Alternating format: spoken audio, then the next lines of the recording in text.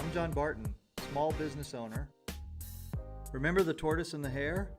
Slow and steady wins the race. We started Turtlesmith to help people start small businesses, providing information and resources to small business owners and entrepreneurs.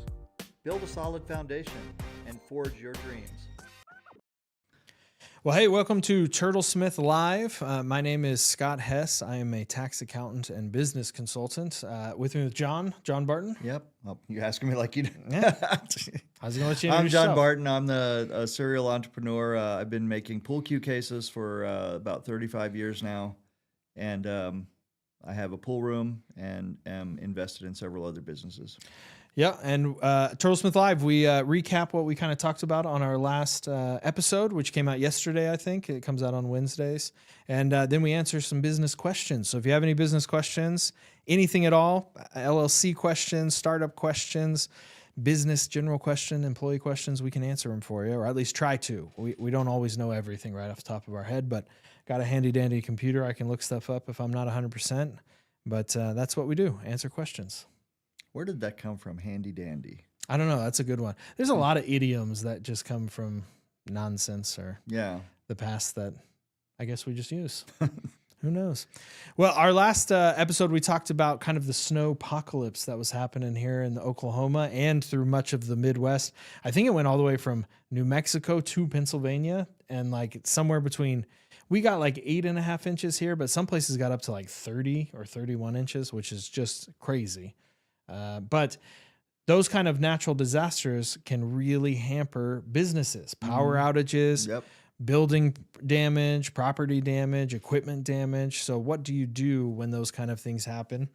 And a couple of the key highlights that we talked about is we had a long discussion about, what to do with employees. And that's always one of the bigger questions that people have. Do you force your employees to come into work? Are you liable if you do? And the answer to that is yes, you are liable, and no, you probably shouldn't force them in if it's unsafe. But we kind of had different policies. We had a mild disagreement about that. Yeah, Well, I'm of the opinion that, I tell all my employees, if you don't feel comfortable coming into the office, don't come. And I think it's better that I get taken advantage of for an extra day of PTO than to have any liability about them getting hurt coming in or out or getting here. But you have a very different business than me. You have a very customer-facing business, a pool room. You need your employees. Otherwise, it's just you running the show. Right. And it was just me running the show for a little bit, when 2 of my employees didn't show up. Yeah. And I had to tell people, here's your balls. I don't know how to do anything else. I just own the business. I don't know how to run the cash register or anything. Yeah. Pretty sad state. Well, check out the episode to see kind of our longer discussion on that. The other thing that we talked pretty substantially about was insurance. And, I just got my property and casualty license for Oklahoma. So we're going to start selling insurance here at our company. Calvin, our producer over here, he's studying for his too. So we're going to have a little insurance game. You're going. Almost inspiring me to do it, but I'm not going to. Well, there you go. I got too much other stuff going on. There you go. But one of the key things I learned was, there's specific policies to cover, and there's a specific peril is what it's called. A peril is the cause of loss, but it's snow and ice damage, and not all insurance policies have snow and ice damage. And so you need to double check your policy to make sure that you're covered for those things if you're at risk for them. I think that is probably, out of the whole episode, what we're talking about is one of the things that really hit me the hardest is business owners just don't even know a lot of the things. They just assume. I assume that snow and ice would be covered. Right. I assume that damage is covered. But apparently you have to look it over even more carefully. You do. You need to be able to read your insurance policy. So the policy is huge. There's like the deck page and conditions and all that. But the things that you need to look at are the insuring agreement and the exclusions. And that'll tell you kind of what you're covered for. There's 2 different types of insurance policies or 2 main types. There's a lot of different types, but 2 main types. One is called a named perils policy, which in that insuring agreement will literally name everything that you're covered for. And what you're looking for this particular case is snow and ice. And then there's an all risks policy. An all risks policy covers you for everything except what is included in the exclusions page. So in the exclusions page, they will list out things that you are not. It's like my contractors not being able to define the word complete Right. All risk apparently is not all risk because they have exclusions. Yeah, all risk except for these things. So. Anyway, just want to check your policy to make sure that it does that. It covers you. And then one other thing to double check is the actual cause of the damage. The cause of the damage has to be sudden and accidental. It cannot be due to wear and tear or small, neglect on making some repairs and stuff like that. So if your roof collapses, the adjusters will come out and they will look into whether you had kept up regular maintenance on your roof. And if you didn't keep up regular maintenance, it may not be considered a sudden and accidental loss. I think we touched on this briefly in the podcast maybe, but I think it seems to me that there might be a profession there or a job for someone to become an insurance consultant. There is. It's called a risk manager. Yeah, you can take a whole course to learn how to do risk management. And that is next on the agenda at some point. And that person should theoretically be able to tell you whether or not you're properly covered. Mm-hmm. Unfortunately, though, for a lot of small businesses, those are very expensive. Those guys, you have to take a lot of certifications in order to give good consultation on that, and they charge a lot of money, and so it's out of our price range. Yeah, maybe that's something that we will be offering at Turtlesmith at some point in the future. Yeah, and I don't mean to disparage any insurance agents out there because it is a difficult job. There's a lot of moving parts in insurance, and you've got to make sure to do it. And so I'm not trying to talk crap on anybody, but it is shockingly easy to become an insurance agent. Like shockingly easy. You don't have to have that much credentials. You just have to take a test, which I've done, and we are going to work really hard to provide a good service here. But if you're just out there with some random person, they may not have the right information. They may not be very good at their job. So really pay attention to who your insurance agent is. Well, that kind of happened to me. Good. Mm-hmm. I mean, I bought insurance from a guy in the pool world, who was very active in putting a little ad out on Facebook in the pool groups going, hey, you need insurance. I bet I can save you money. You can save a lot with me. Apparently, I'm the only person that didn't save any money because whenever he got into my insurance, I ended up paying more than I was before. Yeah. And come to find out, I was insured for less. Yeah. So finding the right insurance guy is the best. And we've said this in our podcast a bunch of times. I always like to make sure I have a handful of people I can talk to face to face: an accountant, my banker, and the insurance agent. You want to know who they are and have a good relationship with them. And that's how you really protect yourself. And I agree with that. That was one reason I went with this guy, because I felt like I could call him like I could call you. And I could always call him. Yeah, but maybe we needed a little more vetting. We need that. We need a better way to vet insurance agents. That's what I was thinking. Why don't we have that? And accountants and lawyers and anybody, and right? Stuff, yeah. I mean, we have like a Carfax for cars and stuff, so why don't we have that? We actually have ratings for sellers on eBay and other places and things like that. Yeah, but some of these professional services are harder. You just have to rely on Google or word of mouth or whatever, and that can be dangerous. It is tough, and if you're a small business owner like me, number one, you don't have the time to go around interviewing accountants. Yeah. You should, but you don't have time. Well, you don't. You want to go and you need accounting done. So it's usually going to be like the first guy that says he can do whatever it is that you need done, and you don't know what you need done, really. Right. I mean, a lot of the times he tells you. Yeah, he tells you, and so if he sounds good and he's personable, then great. If he comes off like a jerk, then you maybe move on. But in my experience, most of the accountants I've dealt with have all been nice people. Mm-hmm. You're the first one that actually talks in language that, like, I'm 5 years old, like I can understand it. Well, I try to explain it a little more clearly, just so we both know what's going on. Yeah, and so I'm glad that I'm with you. But if I wasn't with you, I'd be with someone else and still not knowing whether or not I was getting the right service or not. Yeah. Because it's just not normal for business owners to be able to have a way to find out whether an accountant is good or not, or a lawyer or any other type of professional. Well, there you go. Maybe that's a business plan for somebody to look into, so could be. All right. Well, anyway, that's kind of just a short recap of our last talk. Again, that episode came out yesterday. You can find it on all the major podcast platforms.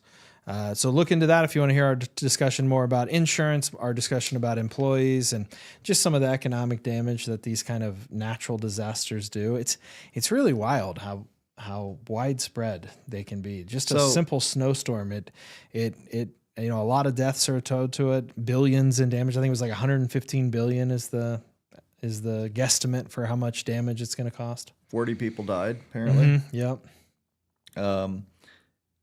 In my business in Arkansas, I guess they had a pool room where the roof collapsed. Yeah, you were telling us about that. Saying about that, and a guy, that's another thing. Like they call me up and they say, one guy calls me, I want to do something for these people, donation or something like that. Yeah. And I think, okay, I guess I can donate to that. But I mean, what am I donating to right there? The rebuilding of someone's business, I guess. Yeah. But you don't know, are they insured? Were they properly insured? Right. And will insurance cover it? Because like I said, it has to be was the accidental roof? and sudden. Yeah, it can't be neglected. So imagine that, like if the owner of the property, I think it was in a strip mall. So if he is the one responsible for the insurance and the roof was neglected, then what happens with the business? Now the business should have like their own insurance, right? They should have their own. They'll have a tenant policy or a business owner's policy that where they're listed as a tenant. So their property inside the facility would be covered regardless, or you'd hope anyway. But yeah, it's just everybody always says, well, he has insurance, right? But you just never know whether you actually have the right insurance or not until you need it, or enough insurance. Yeah. So a lot of people are underinsured, which can be a disaster as well. Well, that's like I said, that's what I found out about my other business. So it's like if X, Y, or Z had happened, it would not have covered everything. Yep. And then you're in a pickle or bankrupt. Yeah. Well, let's move on. Do we have some questions? How important is it to have backup equipment? Oh, I have a good one on that. Yeah, go for it. Well, I mean, today we just introduced pulled pork. Yeah. We want to keep the pork, nice and moist and warm and everything. We have a warmer for that. It's a steam. We call it a steam table, and it just died. Really? So the day that we finally, get all this pork made and get ready to have reintroduce these great pulled pork sandwiches, and we can't keep the meat warm. Oh, so we had to run out and, go get another one. Luckily, though, these are things that are available at some of the restaurant supplies around us. So we could replace it fairly easily. But had this happened like on a Sunday or something when nobody's open, then we would have just had to say, sorry, can't do it. Yeah. Me and my younger brother, we've been real into sailing recently. And so we've been taking some like sailing lessons, and we kind of have a pipe dream about sailing across the Atlantic one day. So based on my knowledge of that, you are supposed to have a backup part for everything. So when you go sailing, and especially like an Atlantic crossing, you have to have a backup or a spare for everything on the boat within reason, so that you can make it to your destination. You're in the middle of the ocean. Right. And there's no help coming. Yeah. And so for a business, I kind of take on that aspect, or I have recently, but my business is so different from other people. It's a service business. As long as I have an internet connection and a laptop or a computer, I'm fine. Like I can do some work. So I have backups on backups, and that is not an issue. But like, if you're a heavy machine operator, or you have like, an oil rig or something like that, or you have something that costs a lot of money to have a big piece of equipment, it's very hard to have all the spare parts you need, or a spare piece of equipment. For yours, you could run out and just grab a new one, but sometimes you have to get special order stuff, and so it's hard. We have a big laser engraver in the shop. Yeah. And that's gone down a few times, and then the tech can't make it out for 3 or 4 days, and that's backed us up pretty good. Right. Now, fortunately, we kind of build that into the custom process, a little bit of extra time that just in case something happens. So I guess the answer to the question is more along the lines of how fast can you reasonably be back up and working? And if it's a mission critical thing where being down a few days is going to really harm you, then you should have backup stuff available right away. Yeah. I'm of the opinion you should have a backup for everything that you could possibly need within reason. And if you can't have an actual physical backup, then you should have some kind of backup plan, right? At least in place. Yeah, you should. You know, a lot of times, like for the laser engraver, for example, we have relationships with a few other businesses that do laser cutting, laser engraving, and stuff like that. So our jobs for those businesses would be relatively small, but we have at times been able to go over there and have them let us use their laser. Yeah. Because we know how to run it and everything. Right, and so they say, sure, come in the off hours and run your jobs. Yeah. And so that's kind of a backup plan where we don't have to buy the equipment. Yeah. So but we do have an option. That works. You know, we've talked about this a lot before. Too often, small business owners are reactionary to problems rather than proactive. And so I think if you're thinking about this, or like if you're running a business, just taking some time to think ahead of like, what would I do if something broke, or what would I do if like I couldn't complete my core service for some reason, and just explore what the backup is when, you know, ahead of time, before you actually need it. Because if you're scrambling when you actually need it, it's going to be a disaster. And I would say that build in time. Yeah. You know, whenever possible, give yourself a couple extra days or a week or so to complete the project. And that way, if you come in early, people are happy. It's like always that under promise and over deliver. Right. So if you just say, resist the urge to tell a customer a time frame that means that you're not going to make it if something goes wrong. Fair enough. Well, what do we got next? Kind of going off of that, where is the line for protecting what may happen with preventative measures and just being present with how things are going? Say that one more time. Sorry.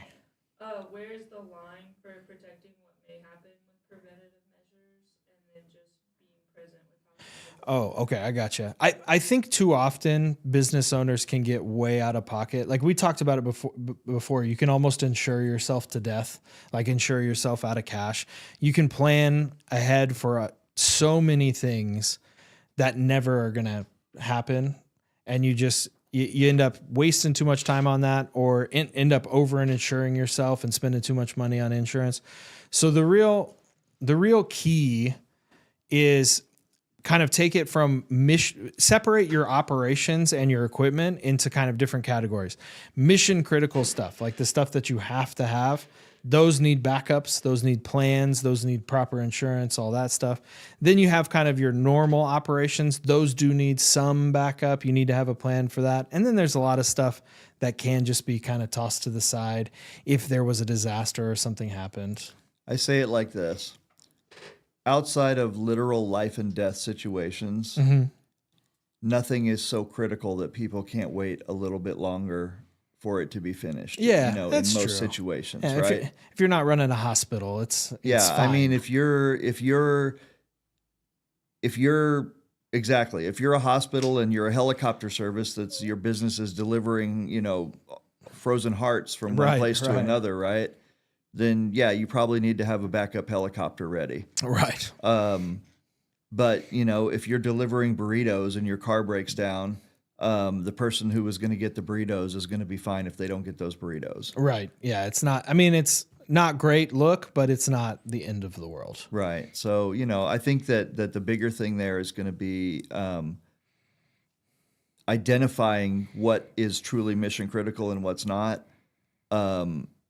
so that you can reduce your own anxiety if you have that by having backups or however you need to. Yeah.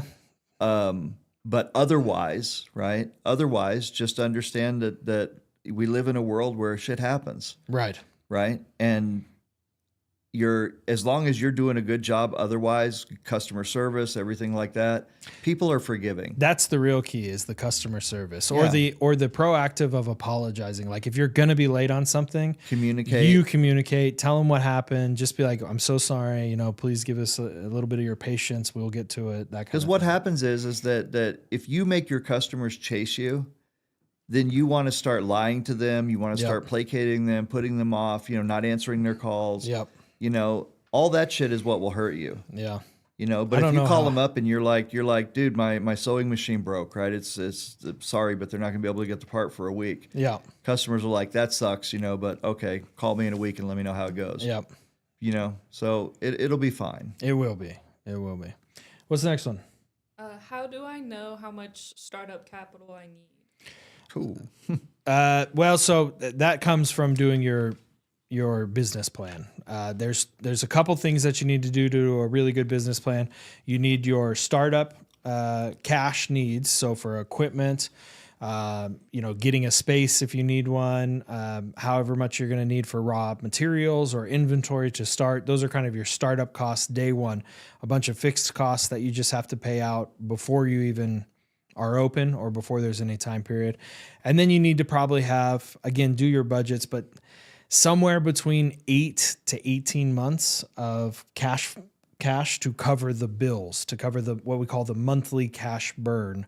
As you kind of go through your business plan, you'll figure out how much, is rent, how much is salaries, how much do I need to live on personally. Don't forget to include that in your plan if you're taking money out of the business. And a lot of businesses, it really depends on the business as well. So like service businesses, my business, I started turning a profit very quickly because I don't have a lot of overhead.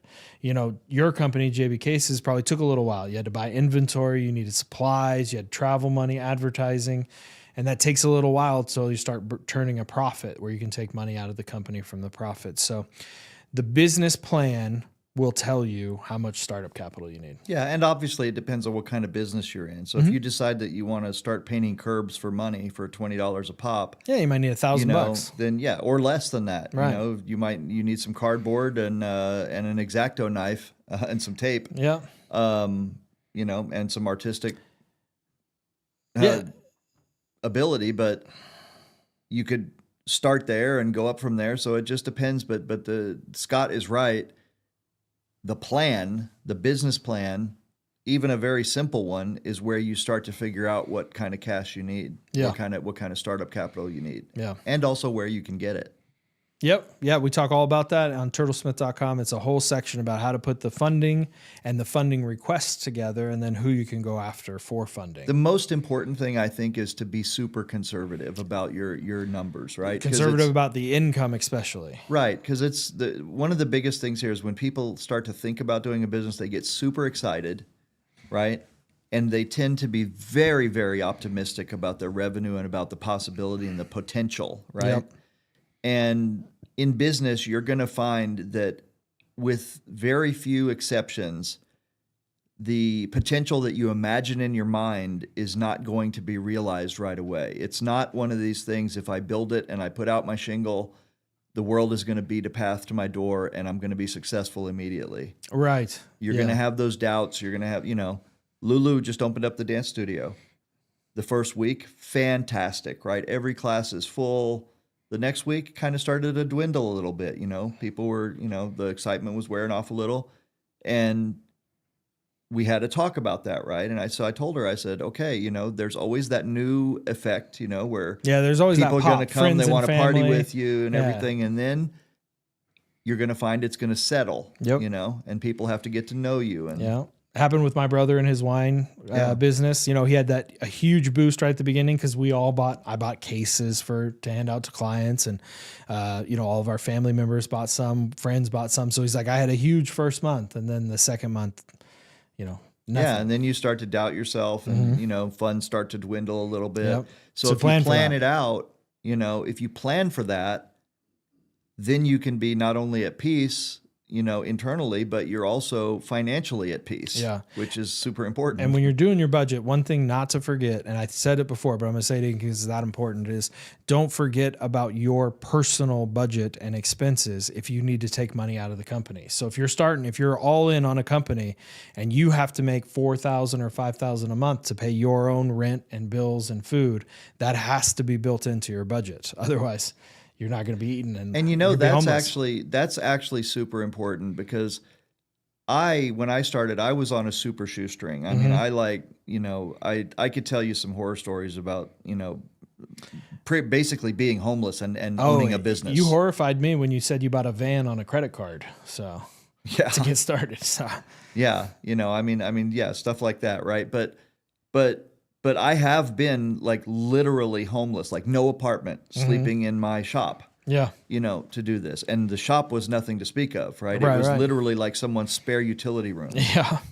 With no heat in winter, in German winter. But the point that I'm making here with this is that had I gone more on a business plan, right, and thought about it and thought it all out rather than immediately jumping in as I'm wont to do, then I probably could have saved a good 10 years of struggle because I started out kind of behind.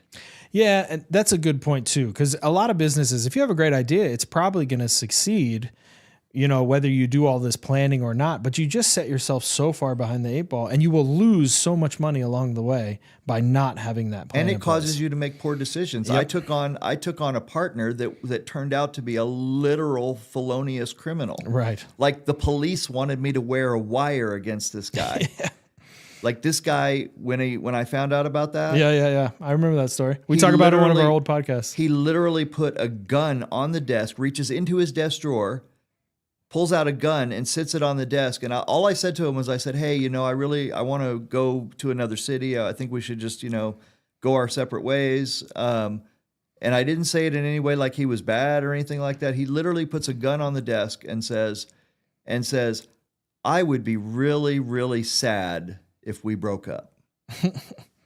How am I supposed to take that, right? And the only reason this guy was in my life was because I was on such short money with the business and I wanted the business to go. And here he comes promising to infuse cash and business experience and everything.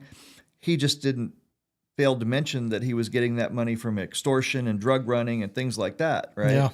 Yeah. He just said, well, I just have a construction business and I just don't want to do that anymore. You've lived a lot of lives. I've had, when I look back on it, there's been quite a bit, but a lot of it comes from poor planning and just being reactionary and going on emotion. Yeah. Yeah. Well, what's next? We have another one. How do I know how much my business is worth? Oh, business valuation is very difficult. But there are a bunch of companies out there that can value you based on, companies that have sold in the past that are similar to yours.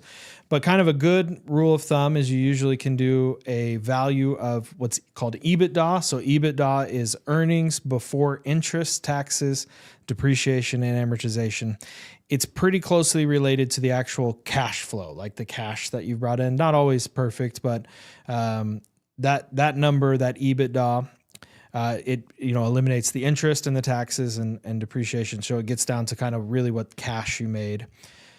That number times a factor is usually a good indication of what your company is worth. And that factor can range anywhere from about 3 to 7. Really can be 1.5 to 7. But 1.5, 2, 3, those numbers are usually for retail locations, businesses that have a lot of marketing needs or customer relationships and stuff like that. Coffee shops would be maybe like a 2. Riskier businesses have a lower factor. Higher factor companies would be things like manufacturing companies that have long-term contracts, companies that have government contracts. Those would be, 5, 6, 7x. And then sometimes companies with ridiculous IP might sell at like a 15x, if they're starting out. So when we say factor, that means like times earnings, basically? Correct. Yeah. So like if I had a company, my accounting company would be a low factor. So it'd be maybe like a 2 if I were to sell my book of business to somebody. Let's say I made $100,000 last year. My company would be worth $200,000, and that's what I could sell it for. So that's one way to do it, and it's a good indication of what your business is worth, and it's good to start a conversation. There are also valuation based on revenue. So a client of mine got an offer the other day for 0.8% or 0.8 factor, so 80% of his revenue. So he made about $2 million. They offered him 1.6, which is 80% of the revenue. And that didn't take into account his net earnings, which were a little inflated based on some other factors. But revenue or sales is another way to do it. And then you can also value the company on assets. So how much assets the company has. So manufacturing companies usually take that into account. What is the most typical way of doing it? EBITDA, the first one I talked about. Okay. Yeah. That's the most common way that people will talk about. If you're a small business owner, that's the most common method of selling your company. Because I often you'll hear business owners say things like, my business does $2 million a year. It's almost always revenue when somebody says it. Yeah, like and that. that's exactly right. When they say that, right, they will say something like, my business is worth $2 million, right? When what they mean is my business brought in $2 million, but they don't tell you what is left over out of that $2 million. Yeah. And a lot of businesses, depending on industry, I mean, it can range anywhere from 5% net income to 20%. If you make over 20% net income and you're not like a service company like me, accounting or lawyer or something, you're killing it. If you're actually selling a product. Service companies can sometimes be 30, 40, 50%. But if you're selling a physical good and you're at 20%, you're crushing it.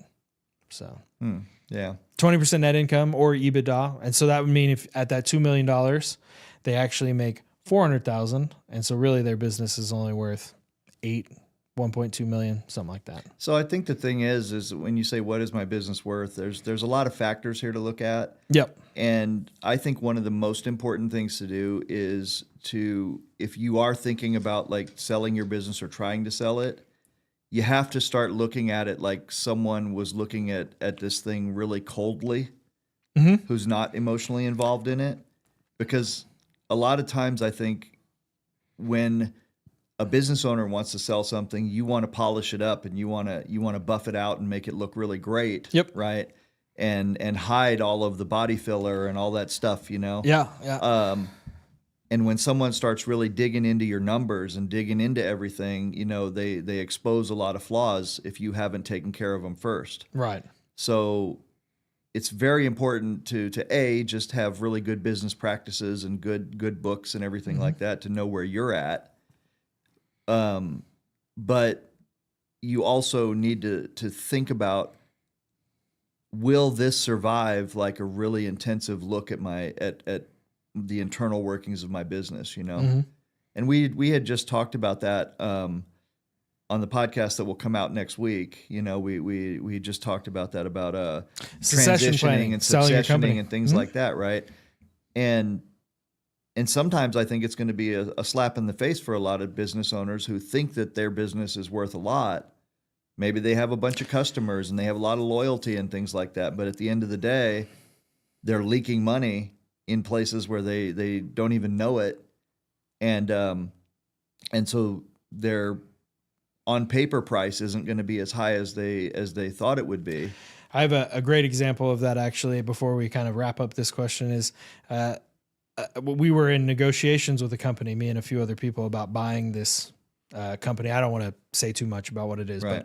But they had got an offer back in 2019, pre-pandemic, that somebody said they would buy their company for about 12 million. And it was worth 12 million at the time. Absolutely. No question about it. It was definitely worth that much. Fast forward to today, the owner is finally ready to sell. Since COVID, they've had some setbacks and they've had some problems.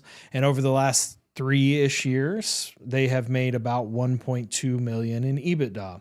Their factor based on their industry is somewhere between 3 and 4. So they're worth about $3.5 to $5 million, somewhere in that range. And so when we were discussing with them, we told them, hey, this is what we think you're worth right around here. And they just adamantly put their foot down and were like, we want 12 million. There's no negotiation here.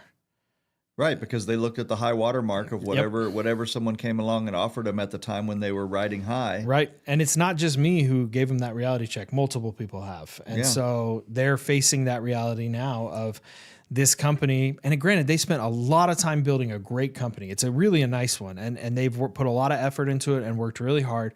And so they have so much intrinsic and sentimental value tied into this company that they believe they deserve top dollar. Right. They've been riding a psychological wave for 6 years now. Yep. Thinking to themselves every day when they go into work, my business is worth 12. I have a $12 million company. And it's kind of a gut check, and it happens to almost all small business owners, that it's just not worth. Nobody cares about your effort or your sentimental value. A buyer will only care about the cash flow and the math, the numbers on it. Can we buy this for this amount of money and still make a profit? and that's it. Yeah. I mean, that's really the bottom line on that stuff, you know, and that's what I'm saying is that it's a loaded question when you say, what is my business worth? Because there are so many factors there that you need to consider. Right. But what it's actually worth, EBITDA times a factor, usually 3. That's the most easiest way to do it. I would suggest you look that up. We define those terms on in our Turtlesmith. season 1. Yeah, and I'm not a huge fan of AI, but ChatGPT actually does a nice job of valuing businesses. If you put all your information in there, it'll run it through a couple different scenarios, and it'll give you a reasonable estimate, not a perfectly accurate one, but it'll give you a decent range. I bet ChatGPT would come back with my business and go, you should take 2 weeks off and quit. That's Fair a pool enough. joke, by the way. Fair enough. That's a joke in pool where like a coach would say, you'd say, what's wrong with my pool game? And the coach would go, you should take 2 weeks off and quit. All right. Do we have any more questions, or is that the last one? That's the last one. Well, all right, well, check us out, turtlesmith.com. If you're still with us and you're not subscribed, please do. Give us a like. Throw a comment in there if you think of a question afterwards. We'll answer it next week. And turtlesmith.com, at turtlesmithok at all of our socials. And we'll see you next week. All right. You guys take care. I'm Scott Hess, tax and business consultant. I'm John Barton, small business owner. Remember the tortoise and the hare? Slow and steady wins the race. We started Turtlesmith to help people start small businesses, providing information and resources to small business owners and entrepreneurs. Build a solid foundation and